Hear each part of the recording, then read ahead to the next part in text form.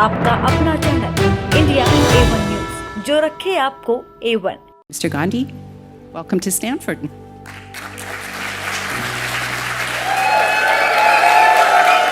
Democracy isn't just about an opposition party. It's about a set of institutions that support the opposition party. And those institutions are either captured, certainly weren't playing the role that they're supposed to play. The entire opposition is struggling in India. Huge financial dominance, institutional capture. And so we decided to walk across the country.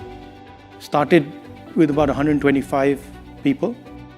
And it fundamentally transformed the way we think about our country, about our people, about politics, about what is important. It was the most beautiful experience of my life. We met what I would best describe as the soul of our country. Because we came into contact with a intelligence that we had never seen. Right? And we saw this with farmers, with laborers, with small businessmen, everybody. And so this silence descended on us. And we just sort of stopped talking and started listening. And we heard tales of immense suffering. I was walking and a young man came and started walking with me. So he had no arms. And we started talking and I asked him, listen, what do you do? And he looked at me and he said, I'm a mechanic.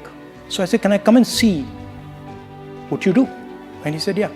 And then he proceeded to take us and show us how he serviced a motorcycle with his feet. It's the most amazing thing I've ever seen in my life. He took apart the entire engine with his feet. And he put the entire engine back together with his feet. I can't do it with my hands. And we saw clearly the disconnect between our politics and our people. And here was this group of people. In a few weeks it became thousands and then millions, just walking. While we were walking, we had no force. Force was completely on the other side. They had the institutions, they had the media, they had social media, they had everything. And all the force at the disposal of the government of India could do nothing. And I realized that force and power are two completely different things. Most people, politicians in particular, confuse force and power and they think they're the same thing. Power is an act of imagination. Power is in the present. It is not linear. And power comes when you go close to the truth.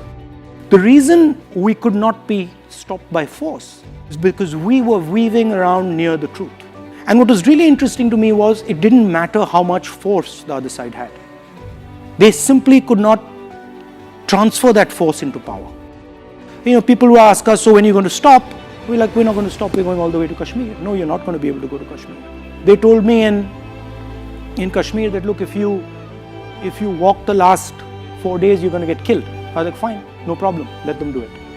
It doesn't matter how much force the other person has.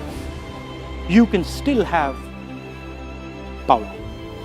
And it is determined by how close you are and how precise you are with regards to the truth.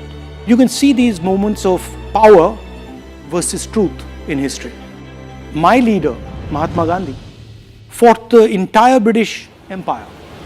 He had no force. They had all the force, all the structures, the army, everything. Didn't matter. The Declaration of Independence here in the United States, again, a moment of power, a moment of truth. I think there are difficult times, but there are also times of opportunity. I think there are times when acts of true power will resonate and can transform the way we think of ourselves.